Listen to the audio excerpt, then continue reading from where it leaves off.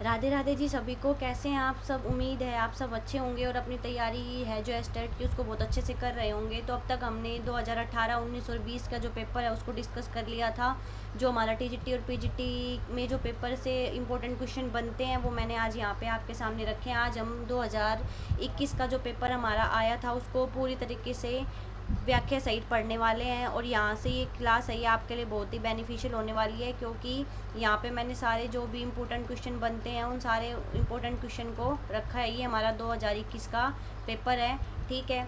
तो चलते अपनी क्लास की तरफ। क्लास में चलने से पहले जिसने भी चैनल को सब्सक्राइब नहीं किया है वो चैनल को सब्सक्राइब कर लेना, और क्लास अच्छी लगे तो उसको लास्ट में लाइक करना।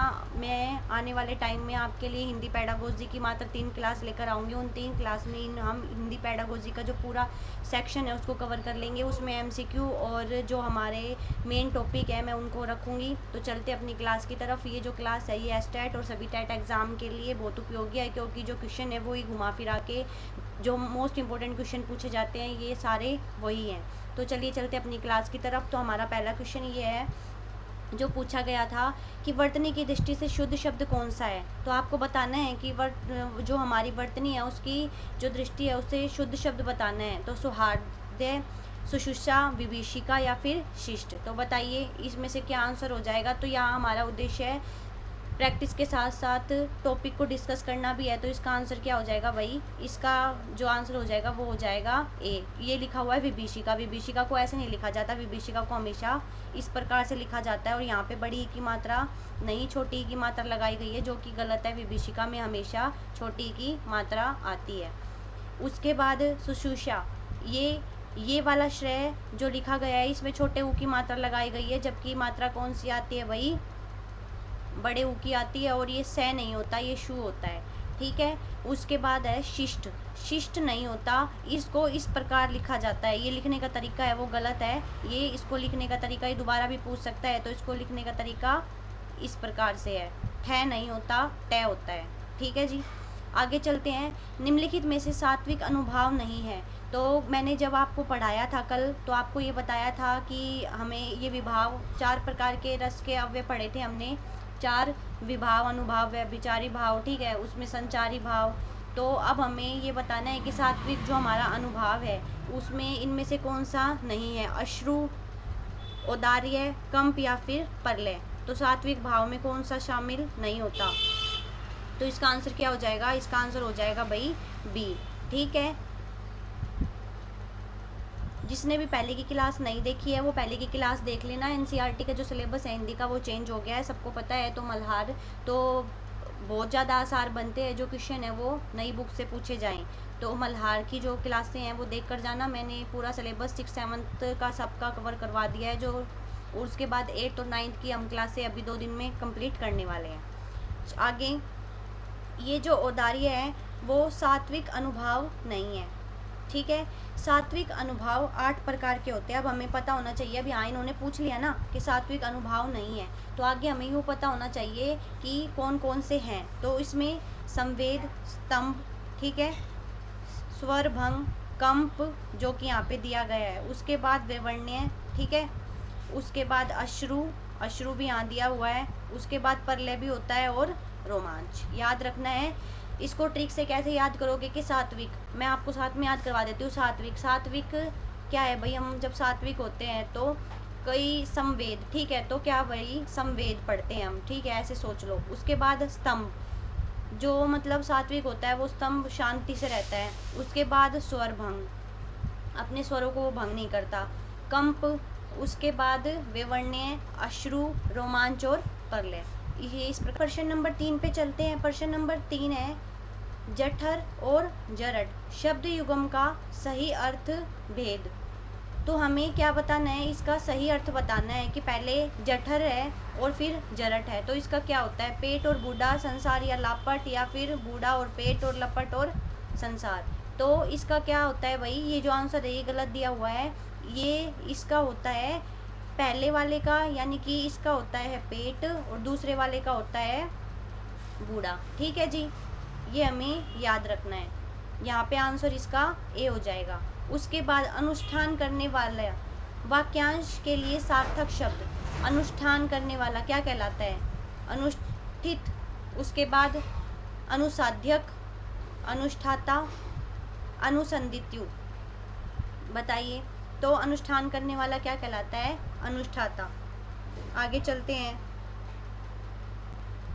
यहाँ हमने 3 चीज़ सीखी कि एग्ज़ाम में 2021 जो हमारा 21 का एग्ज़ाम था उसमें शुद्ध अशुद्ध वाक्यांश के लिए एक शब्द से प्रश्न आए थे। अब ये प्रश्न है एनसीईआरटी से, ठीक है, लासा की ओर। तो ये बताना है कि लासा की ओर, पहले तो ये बताओ कि किसकी रचना है। लासा की ओर रचना किस विधा की है? मैंने आपको याद करवाई है अपनी क्लास में। किस विधा की है? रेखा चित्र है, यात्रा वृत्तांत है, सहस्मरण है, या फिर रिपोर्टाज है? तो ये तो सबको पता है कि यात्रा वृत्तांत है, लेकिन ये है किसकी? तो ये है भाई राहुल सांकृत्यायन की। तो हमें याद रखना है कि लासा की ओर किसकी है? राहुल सांकृत्यायन की जो रचना है वो है यात्रा वृत्तांत। उसके बाद पंडित विश्वनाथ प्रसाद मिश्र ने उत्तर मध्यकाल को संज्ञा दी है। जो विश्वनाथ प्रसाद मिश्र है, मैंने आपको याद करवाया था कि विश्वनाथ प्रसाद मिश्र है, उसने उत्तर मध्यकाल किसको कहा? तो किसको कहा भाई? श्रृंगार काल, मतलब उत्तर मध्यकाल को जो संज्ञा दी है वो क्या थी? श्रृंगार काल, रीतिकाल, कलाकाल, या फिर अलंकृत काल। कलाकाल तो रमाशंकर शुक्ल रसाल ने कही थी, ठीक है। अलंकृत काल मिश्र बंधुओं ने कहा था। रीतिकाल और श्रृंगार काल, इन दोनों में से इसका आंसर एक होगा, तो इसका आंसर क्या हो जाएगा भाई? श्रृंगार काल। विश्वनाथ प्रसाद मिश्र ने क्या कहा था भाई? विश्वनाथ प्रसाद मिश्र ने उत्तर मध्यकाल को श्रृंगार काल की संज्ञा दी थी। उत्तर मध्यकाल को अनेक नामों से जाना जाता है और अब हमें उन्हीं को याद करना है। ये है, सबसे पहले है रीतिकाव्य। रीतिकाव्य किसने कहा भाई? जॉर्ज ग्रियर्सन ने। अलंकृत काल किसने कहा? मिश्र बंधुओं ने। और कलाकाल किसने कहा? मैंने आपको पहले ही बता दिया, रमाशंकर शुक्ल रसाल ने। आगे चलते हैं। अगला प्रश्न है, निम्नलिखित में से कौन सा जो कथन है वो असत्य है? इसमें से आपको असत्य कथन बताना है। बताइए, निम्नलिखित में से कौन सा कथन असत्य है? कथन पढ़ती हूँ। कै कंठ है, अघोष अल्प प्राण व्यंजन है। मैंने आपको अल्प प्राण और महाप्राण ट्रिक के साथ याद करवाए हैं। जिसने भी वो क्लास नहीं देखी है ना, वो जाके क्लास देख लेना। 3 मिनट की क्लास है, 3 मिनट में मैंने अल्प प्राण और महाप्राण आपको बिल्कुल अच्छे से ट्रिक के साथ याद करवा दिए हैं। कै कंठ है, अघोष एवं अल्प प्राण व्यंजन है। ठ मूर्धन्य, अघोष एवं महाप्राण व्यंजन है। पै ओष्ठ है, अघोष और अल्प प्राण व्यंजन है। र लुठित घोष और महाप्राण व्यंजन है। तो बताइए, सबसे पहले तो ये क्या देखिए कि क्या क्या है भाई? क्या अल्प प्राण है या नहीं है? तो अल्प प्राण और महाप्राण के लिए मैंने क्या बताया था कि पहला, तीसरा और पांचवा क्या होता है? पहला, तीसरा और पांचवा मैं यहाँ लिख देती हूँ। पहला, तीसरा और पांचवा वो होता है अल्प प्राण, और दूसरा और चौथा होता है महाप्राण, ठीक है। तो इसका आंसर क्या हो जाएगा भाई? असत्य ये है कि ये जो रह है वो लुठित और घोष एवं महाप्राण व्यंजन है। ये हमारा क्या हो जाएगा? असत्य हो जाएगा, ठीक है। शेष है वो सभी सत्य हैं। आगे चलते हैं। मसी कागत छुयो नहीं, कलम गयो नहीं हाथ, यह पंक्ति किस कवि के संबंध में है? तो बताइए, मसी कागज यानी कि ऐसा कौन सा कवि था जिसने कागज और कलम को हाथ भी नहीं लगाया? कबीर, दादू दयाल, रैदास, या फिर नानक देव? तो इसका आंसर बताइए क्या हो जाएगा? तो इसका आंसर हो जाएगा भाई, किसने जो अपने आप को फक्कड़ बताते थे, ऐसे कवि कौन थे? तो वो कौन थे भाई? कबीरदास, ठीक है। कबीरदास जी का जो जन्म है वो क्या किस प्रकार हुआ था? एक विधवा ब्राह्मणी के पेट से हुआ था, ठीक है। उसके बाद इन्हें है जो इनका जो पालन पोषण है नीरू और रीमा नामक 2 जुला दंपत्ति ने किया था। आप लोगों को याद रखना है, इनके पुत्र और पुत्री का नाम कमाल और कमाली था। ये आपको जो चीज़ें हैं याद रखनी है। तो मसी कागत छुयो नहीं, कलम गयो नहीं हाथ, यह है ज्ञान आश्रय शाखा के सर्वश्रेष्ठ कवि कबीर हैं। कबीर द्वारा इनकी जो प्रमुख कृतियाँ हैं, रचित जो प्रमुख कृतियाँ हैं वो साखी, सबद और रेमिनी। अब आपको यहाँ एक बात याद रखनी है कि कबीरदास जी की जो रचनाओं का संकलन है वो किस नाम से किया गया? वो बीजक नाम से। और किसने किया था? वो धर्मदास ने किया था। और एक बात, कबीर कौन सी शाखा के हैं? तो ये निर्गुण, जिसको ज्ञान आश्रय भी कहते हैं, निर्गुण काव्य धारक के हैं। क्योंकि भक्ति काल को कितनी धारा में बांटा जाता है? भक्ति काल है, भक्ति काल, ठीक है। इसमें एक तो निर्गुण थे और दूसरे क्या थे भाई? सगुण थे। एक निर्गुण और दूसरे क्या थे? सगुण। तो कबीर आते हैं इसी निर्गुण धारा में, ठीक है। उसके बाद आगे चलते हैं।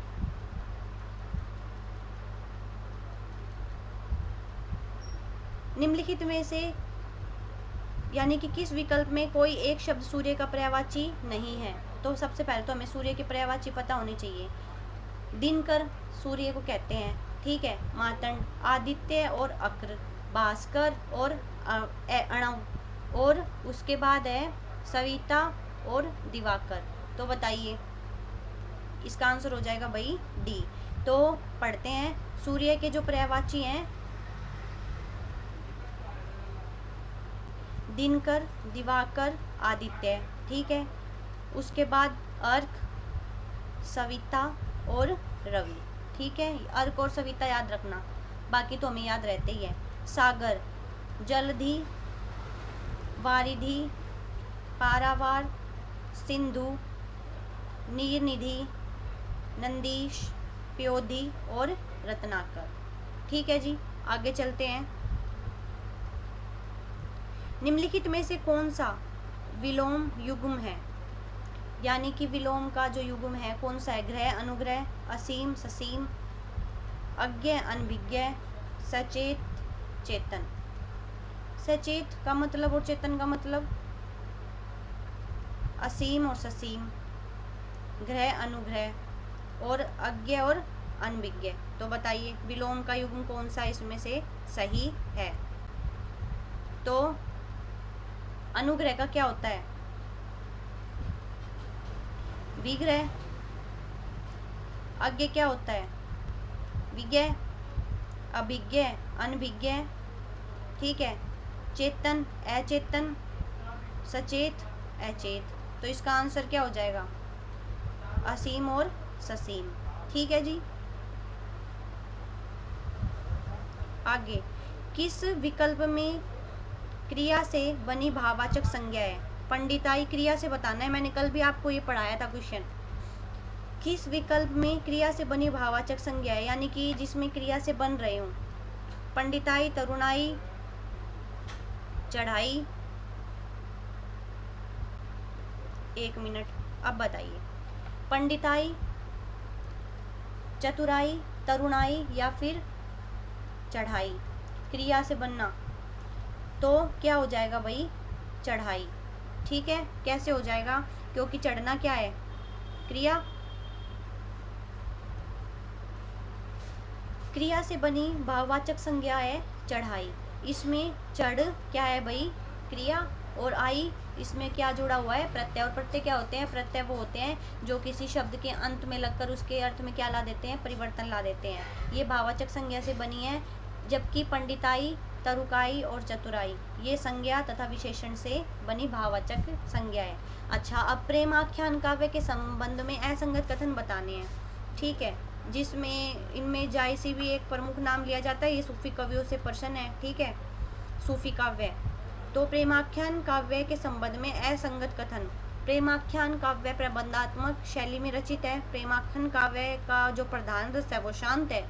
अच्छा, प्रेमाख्यान काव्य में कथानक रूढ़ियों का प्रयोग हुआ है। प्रेमाख्यान काव्य के पात्र मुख्यतः मानवीय और मानवेतर श्रेणी के हैं। तो बताइए इसमें असंगत कथन कौन सा है?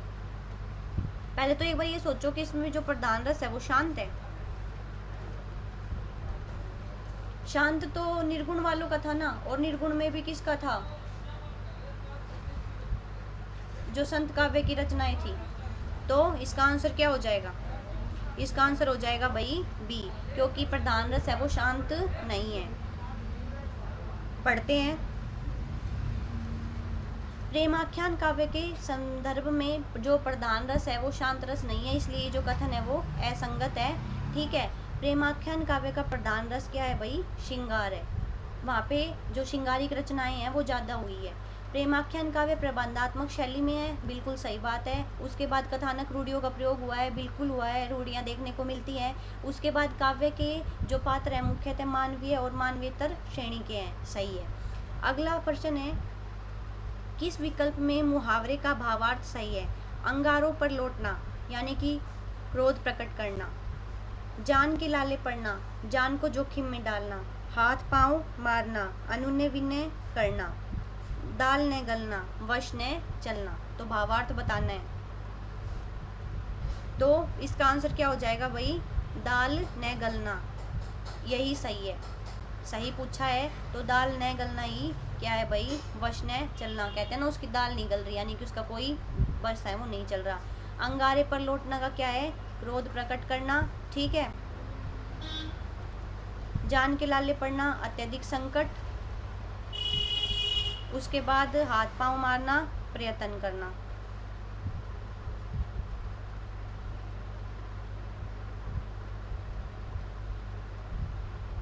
चलते हैं आगे।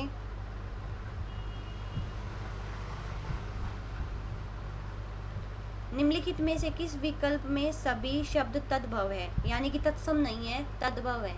स्वप्न, लक्ष्य, प्रहर। कपूर, ग्वाल, हल्दी। मुकुट, शीर्ष, पृष्ठ। संध्या, सिंह, सौभाग्य।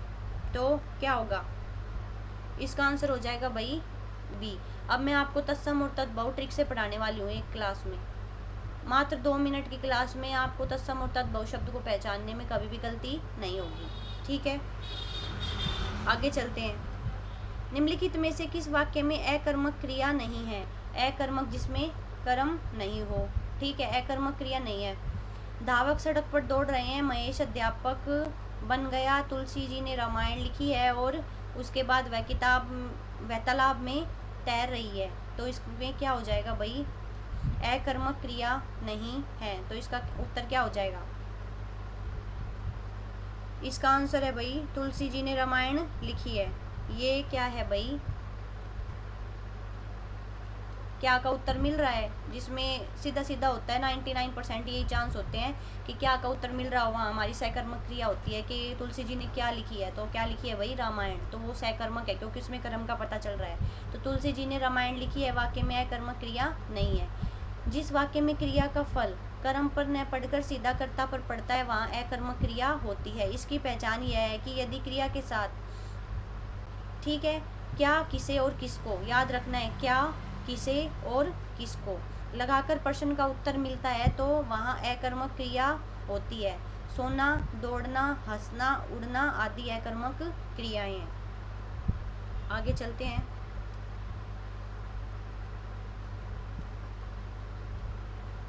अगला है कंठोपनिषद के जो नचिकेता है प्रसंग पर आधारित प्रबंध काव्य, यानी कि जिसमें नचिकेता है उस पे वो कौन सा प्रबंध काव्य है, तो कनुप्रिया, आत्मजयी, उत्तरजय और एक पुरुष और। तो बताइए नचिकेता किसमें है, तो किसमें है भाई नचिकेता, आत्मजयी में, तो इसका आंसर क्या हो जाएगा, आत्मजयी।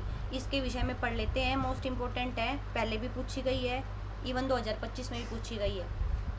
आत्मजयी क्या है, एक प्रबंध काव्य के रचयिता जो है वो कौन है भाई, कुंवर नारायण, ठीक है। इनके द्वारा रचित जो अन्य काव्य संग्रह है वो क्या है भाई, चक्रव्यूह, परिवेश, हम तुम, इम्पोर्टेंट, अपने सामने, कोई नहीं, इन दिनों, हाशिए के बहाने, ठीक है। ये इनकी क्या है भाई, प्रमुख रचना है, सिर्फ मैंने जो इम्पोर्टेंट है वो ही रखी है।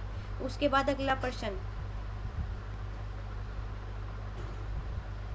भावार्थ, इनमें से लोकोक्तियों का जो भावार्थ है वो सही नहीं है वो बताना है, जो सही है वो नहीं बताना, जो सही नहीं है वो बताना है। 3 में न 13 में, लाठी टूटे न सांप मरे, नेकी कर और दरिया में डाल, आ बैल मुझे मार।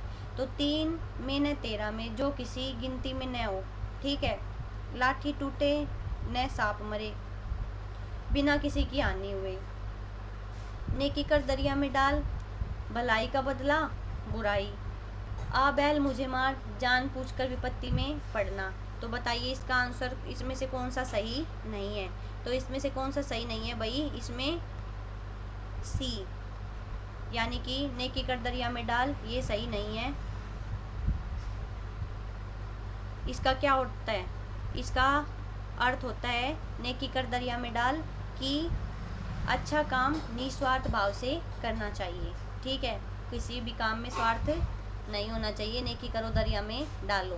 3 में न 13 में, किसी गिनती में न होना, याद रखना है, लाठी टूटे न सांप मरे, बिना किसी की जो है हानि पहुंचाए स्वार्थ सिद्ध हो जाए, मतलब किसी को भी हानि पहुंचाए बगैर अपना जो स्वार्थ है वो सिद्ध हो जाए। और आ बैल मुझे मार, जान पूछ कर क्या करना, विपत्ति मोल लेना, इसे ही कहते हैं आ बैल मुझे मार। आगे चलते हैं, फिर से एक क्वेश्चन आता है, निम्नलिखित में से किस आगे चलते हैं। निम्नलिखित में से किस विकल्प के सभी शब्द तत्सम है? तो दोबारा पहले तत्व पूछे थे, अब तत्सम पूछ लिए। तो क्षेत्र, मुक्ता, प्रण, पूस, मोल, श्री, नैन, गे, जेठ, छा, नीम, नारियल, धतूरा।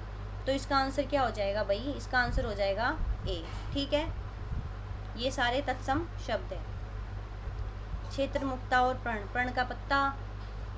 आगे चलते हैं।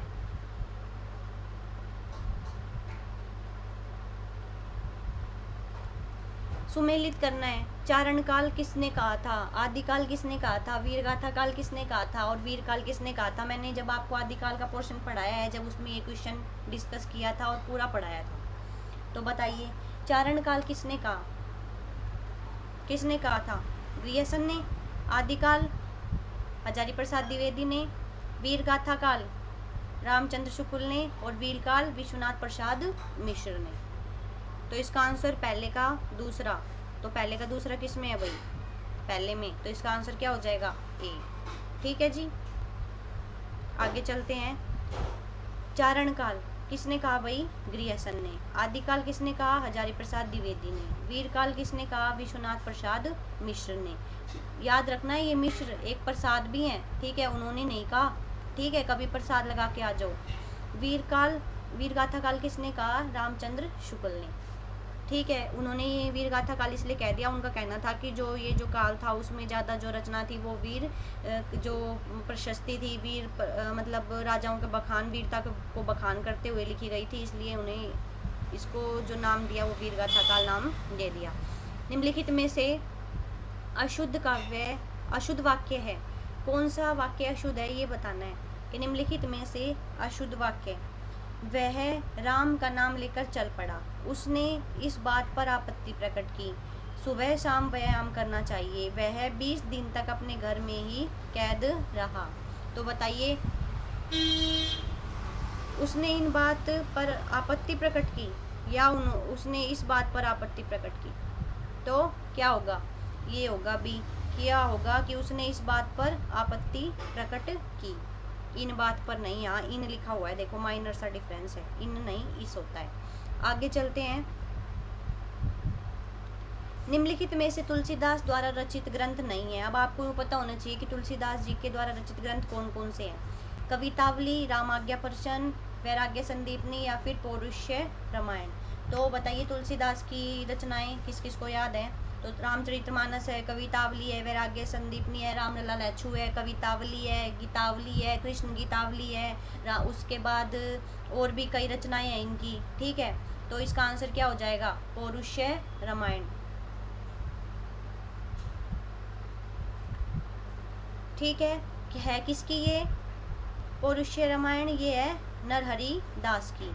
ठीक है, कवितावली इनकी है, दोहावली है, गीतावली, रामाज्ञापर्शन तुलसीदास की, वैराग्य संदीपनी हनुमान बाहुक, जो इन्होंने बाहुबल की जो इनकी बाहों में पीड़ा थी उसको जब लिखा था तुलसीदास मुक्ति पाने के लिए, तुलसीदास द्वारा रचित ग्रंथ है।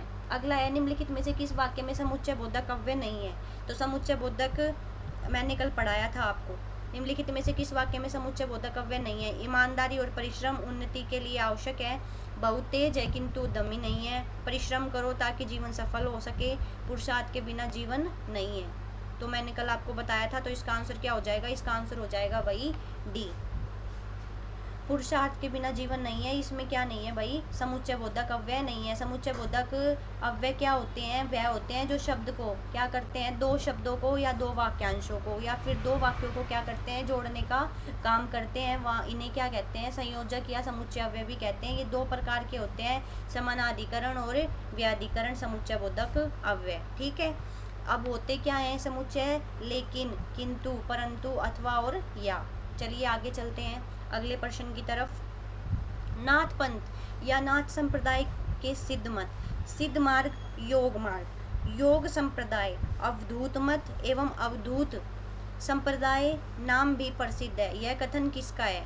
किसका है? रामचंद्र शुक्ल, हजारी प्रसाद द्विवेदी, धीरेन्द्र वर्मा और डॉक्टर राम कुमार वर्मा। तो ये नाथ पंथ, नाथ संप्रदाय के सिद्ध मत, सिद्ध मार्ग, योग संप्रदाय, ये नाम किसने दे दिया था? ये दिया था भैया हजारी प्रसाद द्विवेदी ने। ठीक है, नाम से प्रसिद्ध हजारी प्रसाद द्विवेदी का ये क्या है भाई, कथन है, याद रखना है। चलते हैं। नाथ पंथ या नाथ संप्रदाय के सिद्ध मत, सिद्ध मार्ग, योग मार्ग, योग संप्रदाय, अवधूत मत, अवधूत संप्रदाय नाम भी प्रसिद्ध है। इस कथन को किसने कहा, हजारी प्रसाद द्विवेदी का कथन है। और इनका जो प्रसिद्ध, इनके जो आलोचनात्मक ग्रंथ है वो कौन कौन से है भाई, इनके आलोचनात्मक ग्रंथ हैं हिंदी साहित्य की भूमिका 1940, हिंदी साहित्य का आदिकाल 1952, उसके बाद हिंदी साहित्य का उद्भव और विकास। तीनों ग्रंथ हमें याद रखने हैं। ठीक है, आगे चलते हैं। अर्थभेद, अर्थभेद की दृष्टि से समश्रुत भिन्नार्थक शब्द युगम का कौन सा जो विकल्प है सही है, तो बताइए। चिर चीर, नीरज नीरद, मेघा मेघ, सर्व या फिर श्रव, तो बताइए इसमें क्या बताना है, इसमें सही बताना है, बाकी गलत है। तो इस चिर और इस चिर में अंतर है, इसका जो दे रखा है, ठीक है, उल्टा दे रखा है। नीरज और नीरद ये भी, मेघा और में ये सही। देखो, सर्व और श्रव, शिव और सब ये नहीं होगा, मेघा और मेघ ये भी नहीं होगा, तो इसका आंसर क्या होगा, नीरज और नीरद। नीरद किसको कहते हैं, बादल को, नीरज कमल को। ठीक है, ऊपर वाला उल्टा था। चलते हैं।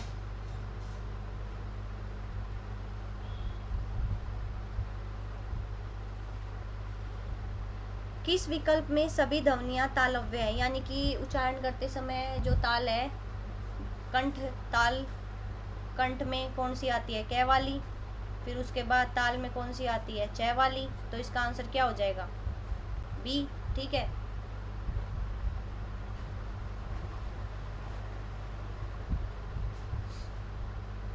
आगे चलते हैं। विप्लव गायन कविता का मूल भाव है, एनसीईआरटी से प्रश्न। अवसरवादिता के प्रति व्यंग, जड़ता के विरुद्ध एवं गतिशीलता, भ्रायाचार के प्रति आक्रोश, नगरीय संस्कृति के प्रति व्यंग, तो बताइए विप्लव गायन कविता का जो मूल भाव है वो क्या है, तो क्या हो जाएगा, इसका आंसर है भाई बी। इसमें क्या कहा गया है, जड़ता का विरुद्ध में जो क्या है, विरोध किया गया है, और गतिशीलता, ये इसका मूल भाव है।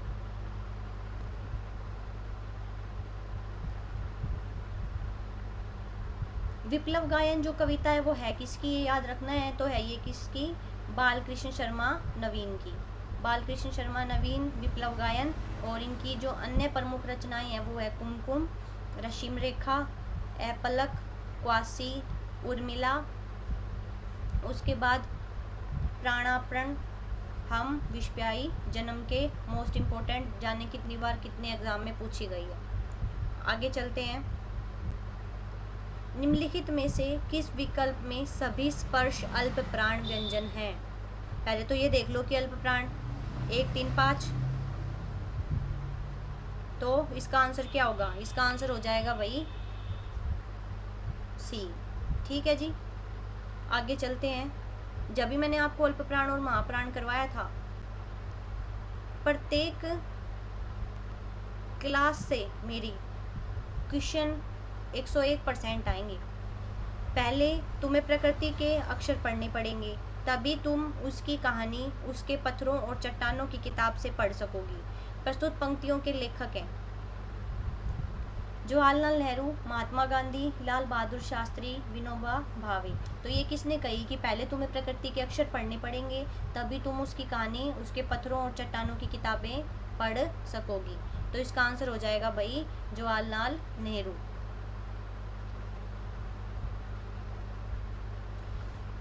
ये जो पंक्तियां इनके द्वारा कही गई है, और इनके द्वारा जो रचित पुस्तकें हैं वो याद रखनी है। Dictionary of India, a bench of all and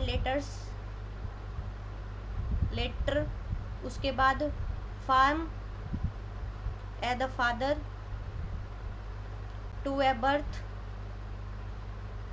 N autobiography. निम्नलिखित में से चौथा सप्तक के कवि नहीं है। 4 सप्तक है, पहला, द्वितीय और तृतीय और चतुर्थ, तो इसमें से जो चौथे सप्तक के कवि नहीं है वो कौन नहीं है, तो कौन नहीं है, विजय देव नारायण साई, ये कौन से हैं भाई? ये तीसरे सप्तक के हैं, यहाँ लिखा हुआ है। जो विजय देव नारायण साई हैं वो किसके हैं भाई?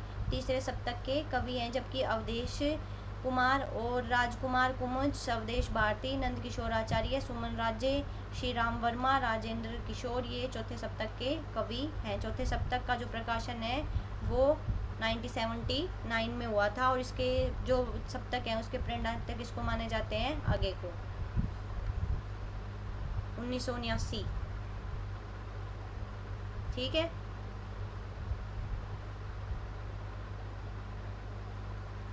आचार्य भरत के रस निष्पत्ति संबंधी सूत्र के व्याख्याकारों में से किस विद्वान की व्याख्या भुक्तिवाद कहलाती है? तो भुक्तिवाद बताइए, भट्टनायक, अभिनवगुप्त, शंकुक या फिर भट्टलोलट? तो इसका आंसर क्या हो जाएगा? भुक्ति किसका है? नायक का, भट्टनायक का। मैं इसको आपको ट्रिक से याद करवा दूंगी कि भुक्तिवाद किसका है भाई? भट्टनायक का। लोलट का क्या है? इसकी उत्पत्ति। ठीक है। अभिनवगुप्त का अभिव्यक्तिवाद।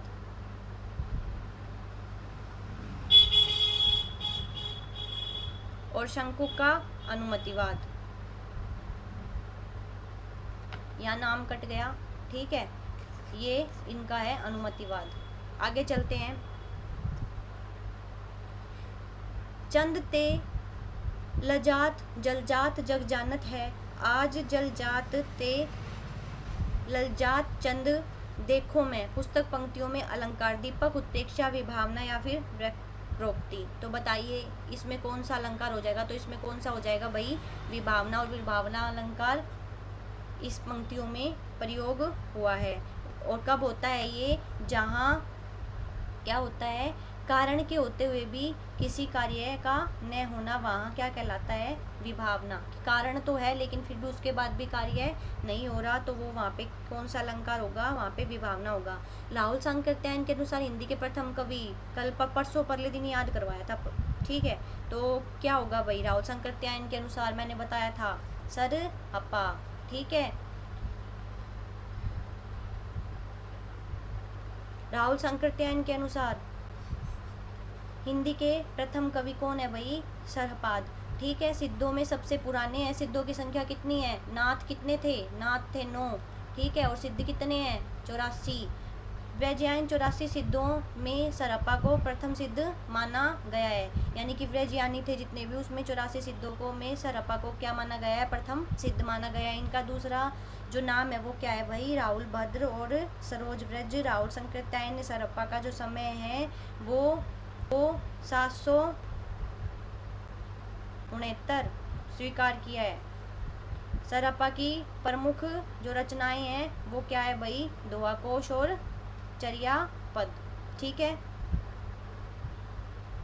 आगे लोकगीत के संबंध में असंगत कथन।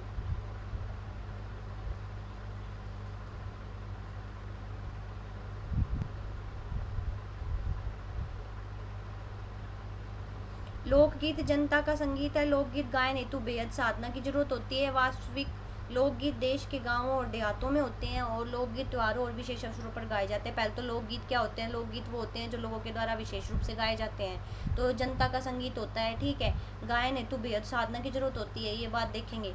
वास्तविक लोकगीत देश और गाँवों और देहातों में होते हैं, सही बात है। उसके बाद लोकगीत त्योहारों और विशेष अवसरों पर भी गाए जाते हैं, सही बात है, लेकिन साधना की जरूरत नहीं होती। ठीक है, कभी भी डीजे बजाओ और शुरू हो जाओ हैं आज के लोकगीत के हिसाब से। तो आगे इस प्रकार कवि की मर्मभेदी दृष्टि ने इस भाषाहीन प्राणी की करुण दृष्टि के भीतर उस विशाल मानव सत्य को देखा है जो मनुष्य के अंदर भी नहीं देख पाता। हजारी प्रसाद द्विवेदी का यह कथन किस कवि के प्रति है? सूर्यकांत त्रिपाठी निराला, महादेवी वर्मा, माखनलाल चतुर्वेदी या रविंद्रनाथ टैगोर? तो इसका आंसर क्या हो जाएगा भाई? रविंद्रनाथ टैगोर के लिए कहते हैं कि उनका जो विशाल मानव सत्य है जो उन्होंने देखा है, जो मनुष्य और मनुष्य के अंदर भी नहीं देख पाता। आई बात समझ में?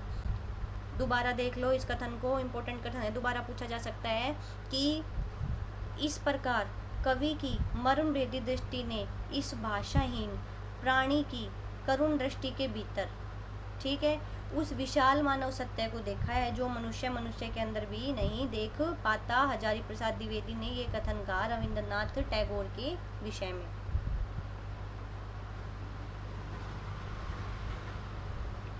आगे चलते हैं। दो बात कही, दो बात सुनी, कुछ हंसे और फिर रोए, छक्कर सुख दुख के घुट्टों को हम एक भाव से पिए चले। प्रस्तुत पंक्ति किस कवि की है? सर्वेश्वर दयाल सक्सेना, भगवती चरण वर्मा, नरेश मेहता या कुंवर नारायण। तो दो बात कही और दो बातें सुनी, कुछ हंसे और फिर कुछ रोए, छक्कर सुख दुख के घुट्टों को हम एक भाव से पिए चले। तो ये किसकी है भाई? भगवती चरण वर्मा, याद रखनी है। आगे चलते हैं। निम्नलिखित में से माधुर्य गुण का उदाहरण है। माधुर्य गुण का, सिखा दो ना मधुप कुमारी मुझे भी अपना मीठा गान, कुसुम के चूने कटोरों से करा दो ना कुछ कुछ मधुपान। दूसरा है, वह आता दो टूक कलेजे के करता, पछताता पथ पर आता, कंकन किंकरी नुपुर धुनी सुनी, कहत लखन सन राम हृदय मुनि। ठीक है। मानु मदन दंदुबी दिनी, मनसा बिसव विजय कह किनी। उसके बाद अगली है, विकसते मुरझाने को फूल, उदती होता छिपने को चंद, शून्य होते को भरते मेघ, दीप जलता होने को मंद। यहाँ किसका? अनंत यौवन, अरे अस्थिर यौवन। तो क्या होगा इसका आंसर? तो इसका आंसर हो जाएगा भाई सी। आगे चलते हैं। माधुर्य गुण, जिन गुणों को सुनने के कारण क्या होता है? मन में मधुरता का भाव आ जाता है। मैंने आपको पहले भी बता रखा है इसके विषय में। उसके बाद हरिगीति का छंद का लक्षण नहीं है। मैंने पिछली क्लास में बताया था कि प्रत्येक चरण में क्या है? 28 मात्रा होती है, 16 और 12 परियति होती है, अंत में लघु और गुरु 15 मात्रा की होती है, और यह सम, ये क्या है भाई? मात्रिक विषम छंद है। ये क्या है भाई? ये इसका आंसर डी हो जाएगा, क्योंकि ये क्या है भाई? ये सम मात्रिक छंद है। ठीक है। प्रत्येक चरण में 28 मात्रा होती है, 16-12 परियति होती है, और अंत में लघु और गुरु की मात्रा होती है। आगे, जब वस्तु उपमेय एवं अप्रस्तुत उपमान का एक धर्म कथन किया जाए तो वहाँ कौन सा अलंकार होता है? रूपक, दीपक, उपमा या दृष्टांत।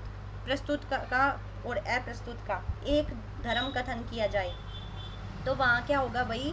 वहाँ होगा दीपक अलंकार। आगे, निम्नलिखित में से किस विकल्प के सभी शब्द अव्ययभावी समास के उदाहरण हैं? बेशक, मृत्यु पर्यंत, भला मानस, भरसक, देशांतर, हर रोज, आप बीती और प्रत्यागमन। तो बताइए अव्ययभावी समास का उदाहरण कौन सा होगा? तो कौन सा होगा?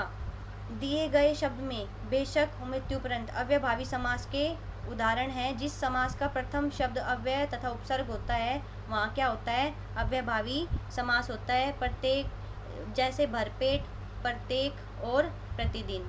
ठीक है। तो यहाँ हमारी जो क्लास है वो पूरी होती है। सभी को थैंक यू और धन्यवाद। मिलते हैं अगली क्लास में इम्पोर्टेंट फैक्ट लेकर। और हमने जो 2021 का जो पेपर है उसके जितने भी इम्पोर्टेंट MCQ हैं वो पूरे कर लिए हैं।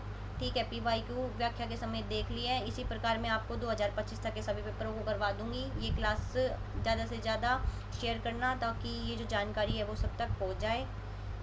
धन्यवाद सभी को। राधे राधे।